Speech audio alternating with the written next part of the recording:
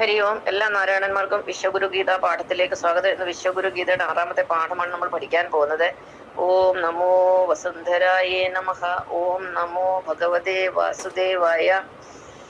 ഇന്നലത്തെ ക്ലാസ്സിൽ നമ്മൾ പഠിച്ചു നമ്മളും ഭഗവാനും ഒന്ന് തന്നെയാണ്. അതായത് നരനും നാരായണനും ഒന്ന് തന്നെയാണെന്ന്. നമ്മുടെ ഉള്ളിൽ തുടിക്കുന്ന, നമ്മുടെ ഹൃദയത്തെ തുടിക്കുന്ന ആ ജീവ ചൈതന്യമാണ് ഭഗവാൻ. ആ ചൈതന്യം ഉള്ളിൽ ഉള്ളത് കൊണ്ടാണ് നമ്മുടെ ശരീരം ജീവനോടിരിക്കുന്നത്. നമ്മുടെ ശരീരത്തിന് പ്രത്യേകിച്ച് കഴിവുകളൊന്നുമില്ല. നമ്മുടെ ശരീരത്തിൽ ഭഗവാൻ ഇരിക്കുന്നതുകൊണ്ടാണ് നമ്മുടെ ശരീരം ഇങ്ങനെ മൊത്തത്തിൽ വർക്ക് ചെയ്യുന്നതും ജീവനോടിരിക്കുന്നത്. എപ്പോഴാണ് ഭഗവാൻ നമ്മുടെ ശരീരത്തെ ഉപേക്ഷിക്കുന്നത്, അപ്പൊ നമ്മൾ ശവമായി മാറും, അല്ലെങ്കിൽ നമ്മൾ മരണത്തിന് കീഴ്പ്പെടും. ഒരു ബൾബ് കത്തുന്നത് ബൾബിന്റെ മിടുക്കൊന്നുമല്ല, അതിനകത്ത് ഇലക്ട്രിസിറ്റി ഉള്ളതുകൊണ്ട്. എന്ന് പറഞ്ഞാൽ നമ്മൾ ഈ കാണിക്കുന്ന ഓരോ കോപ്രായങ്ങൾ, അല്ലെങ്കിൽ നമ്മൾ കാണിക്കുന്ന ഓരോ സംഭവങ്ങളും ഇത് നടക്കുന്ന നമ്മുടെ ശരീരത്തിൽ ജീവൻ ഇരിക്കുന്നതുകൊണ്ടാണ്.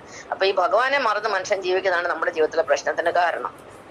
പിന്നെ നമ്മൾ പഠിക്കാൻ പോകുന്നത് നമ്മുടെ ജീവിതം എന്തുകൊണ്ടാണ് ഇങ്ങനെ, നമ്മൾ ഇഷ്ടപ്പെട്ടിട്ടാണോ നമ്മുടെ ശരീരം അല്ലെങ്കിൽ നമ്മുടെ ജീവിതമൊക്കെ ഇങ്ങനെയായത്? ഒരിക്കലുമല്ല. കാരണം നമ്മുടെ ജീവിതത്തിൽ പലതും നമ്മൾ ഇഷ്ടപ്പെടാത്ത കാര്യങ്ങൾ സംഭവിക്കും. അതുപോലെ നമ്മുടെ ശരീരത്തിന്റെ പ്രകൃതി, ഇതൊന്നും ചിലപ്പോൾ ഇഷ്ടപ്പെടുന്ന കാര്യങ്ങളെ ആയിരിക്കത്തില്ല.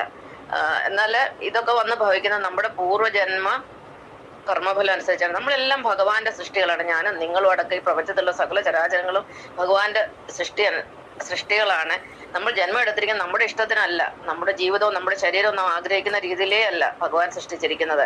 ഓരോന്നും നമ്മുടെ ജീവിതത്തിൽ വന്നു ഭവിക്കുന്നത് നമ്മുടെ പൂർവ്വകർമ്മ ഫലം അനുസരിച്ചാണ്. ഒരു ഉദാഹരണം പറഞ്ഞു കഴിഞ്ഞാൽ, ഈ ഷീല ടീച്ചർ എന്ന് പറയുന്ന ആള് ഒരു 30 വയസ്സ് വരെ 30 കിലോ പോലും ഭാരമില്ലാത്ത ഒരു മെലിഞ്ഞ പെൺകുട്ടിയായിരുന്നു. എൻ്റെ അമ്മ നാട്ടുകാരൻ പറയും, ഈ ലോകത്തിൽ എൻ്റെ അത്രയും മെലിഞ്ഞ ഒരു വ്യക്തിയെ കാണാൻ കിട്ടത്തില്ലെന്ന്.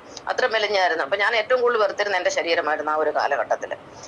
പിന്നെ അതുപോലെ നമ്മുടെ ജീവിതം എന്ന് പറയുന്നത് 10 വയസ്സ് വരെ മുത്തശ്ശരും കൂടെ അമ്മയുടെ കൂടെ ആയിരുന്നുകൊണ്ട് നല്ല സന്തോഷത്തിലായിരുന്നു പോയിക്കൊണ്ടിരുന്നെങ്കിലും അതിലും ഒരുപാട് പീഡന കഥകളൊക്കെ ഉണ്ട്.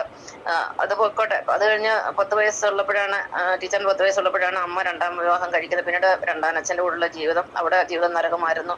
പിന്നെ വിവാഹം കഴിച്ചത് അതിനേക്കാട്ടി നരകമായിരുന്നു. ബോംബെയിൽ വന്ന് അതിനേക്കാട്ടി നരകമായിരുന്നു. അപ്പൊ ഇതൊന്നും നമ്മൾ ആഗ്രഹിച്ച രീതിയിലല്ല നമ്മുടെ ജീവിതം ചിട്ടപ്പെടുത്തിയിരിക്കുന്നത്. ഇതൊക്കെ നമ്മുടെ പൂർവ്വജന്മ കർമ്മഫലം അനുസരിച്ചാണ്. ഇപ്പൊ ഞാനൊരിക്കലും ഒരു സ്ത്രീയായിട്ട് ജീവിക്കണം എന്ന് ആഗ്രഹിക്കുന്ന ഒരാളല്ല. ഒരിക്കലും എനിക്കൊരു സ്ത്രീജന്മം തരരുതെന്ന് ഞാൻ ഭഗവാനോട് പ്രാർത്ഥിക്കുന്നത്. പക്ഷെ എന്ത് ചെയ്യാനാ, ഭഗവാൻ നമുക്ക് സ്ത്രീജന്മം തന്നു. അതുകൊണ്ട് നമ്മൾ അഡ്ജസ്റ്റ് ചെയ്ത് പോകുന്നു.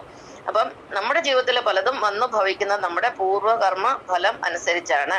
അതുപോലെ നമ്മുടെ ഉള്ളില് പിന്നെ ഈ ദ്രവ്യത്തിൽ 3 തരം കണങ്ങളുണ്ട്. പോസിറ്റീവ് കണങ്ങള്, നെഗറ്റീവ് കണങ്ങള്, പിന്നെ ന്യൂട്രൽ കണങ്ങളായ പ്രോട്ടോണ്, ഇലക്ട്രോൺ, ന്യൂട്രോൺ. അതുപോലെ നമ്മുടെ ഉള്ളിലും 3 തരം കണങ്ങളുണ്ട്. നമ്മുടെ ഓരോ കോശത്തിലും ബ്രഹ്മഗണവും ശിവഗണവും വിഷ്ണുഗണവും ഒക്കെ ഉണ്ട്. അവയെക്കുറിച്ച് നമുക്ക് നാളെ പഠിക്കാം. നന്ദി, നമസ്കാരം.